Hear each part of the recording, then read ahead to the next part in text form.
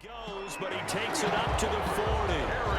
15 yards is the pickup there, and the drive starting very nicely. First down. Well, this game was decided a while ago, and that completion there is going to artificially inflate his passing numbers. So right now, the only one really applauding probably his agent as he thinks about angling for a new contract.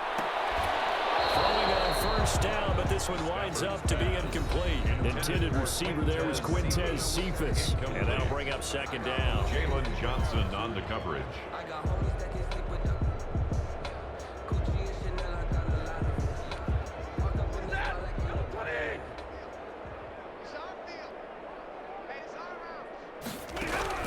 Throwing again.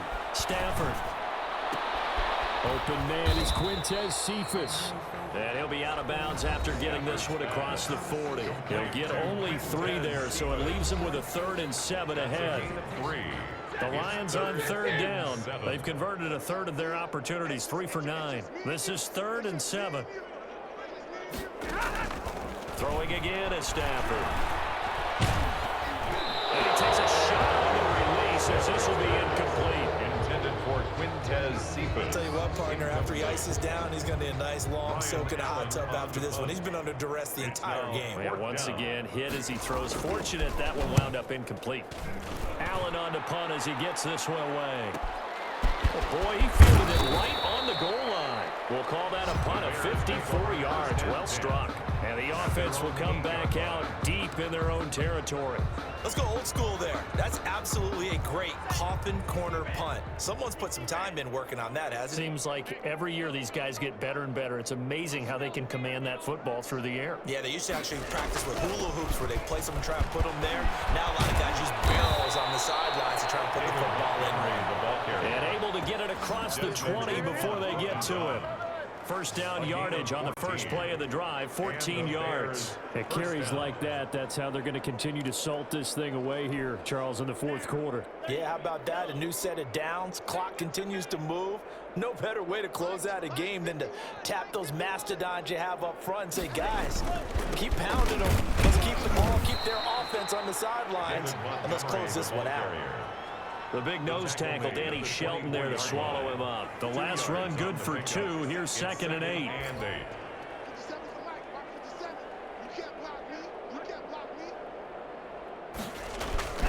They'll go to Montgomery to try to wind some clock. Good work to pick up 7 yards there. That gets him into a 3rd and 1 situation.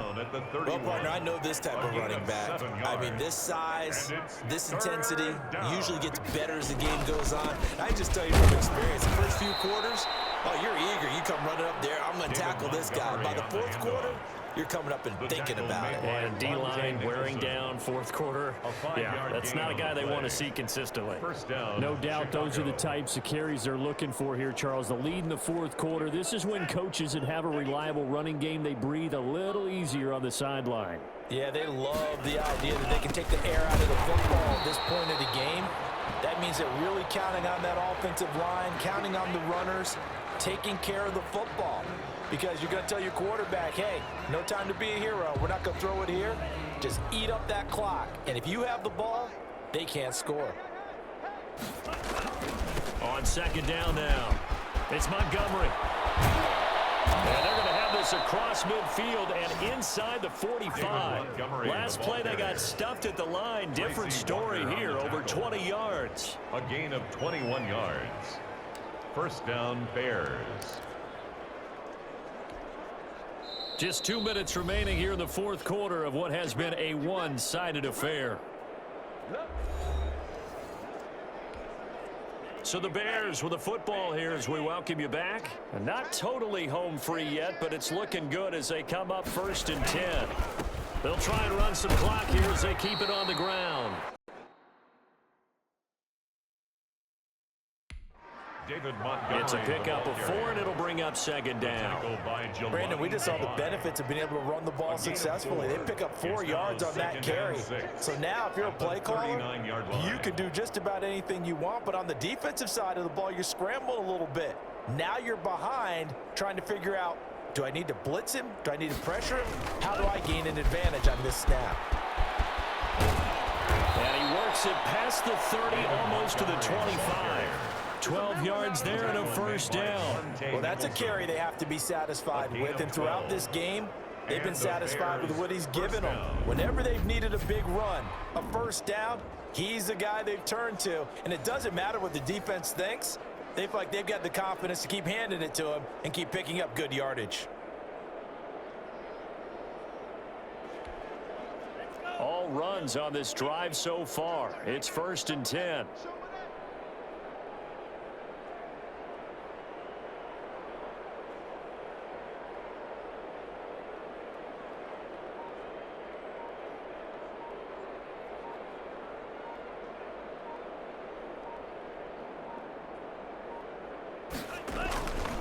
On first down with Montgomery. 5 yards on the carry. Good pickup on first down. Decided to hand it off that time on the run-pass option. Appeared to be an easy decision. Just gave it inside. Nice steady gain. At the 22-yard line. The first down run got 5. Here's 2nd and 5.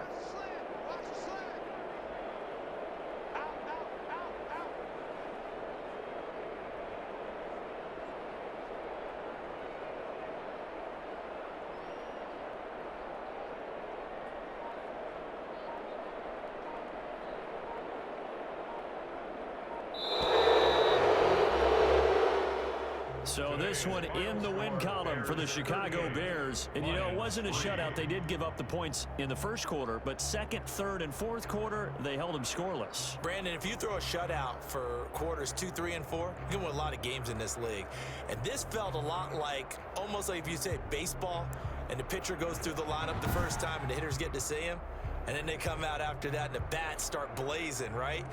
I think they saw their best stuff in the first quarter and just shut everything down from that point on. What a great, convincing performance.